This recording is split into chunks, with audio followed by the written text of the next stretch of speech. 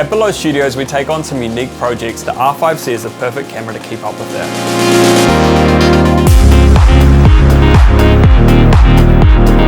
We've found ourselves including the R5C in our kit list for every job, even as a backup, just because it's such a versatile camera. It can do so much in such a small package. It's got the form factor of the R5 with the hybrid photo and video capability, and the video quality is comparable to the C70. You've still got timecode with this camera as well. This camera does everything. You can take it from a naked photo setup, build it up into a nice handheld rig, or even put it on a gimbal. The thing I love about the form factor of the R5C is that it allows us to mount it in some pretty weird places. Some of the rigs we've made with this have literally just been super clamps and magic arms. The image on this camera has got a lot of room to move, especially if you're shooting in C-Log 2 or 3.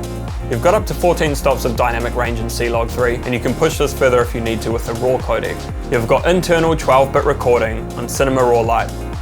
One of my favourite tech specs about this camera is it's got dual base ISO, one being 800 and one being 3200, giving you really good flexibility in low light situations.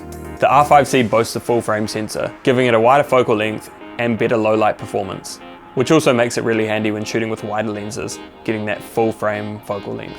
One thing Canon hasn't forgotten about on this camera is the dual pixel autofocus. It works really well in run and gun situations, especially if you're having to track subjects, faces or eyes. If you switch it over to photo, you've still got 45 megapixel resolution images there, which is pretty insane.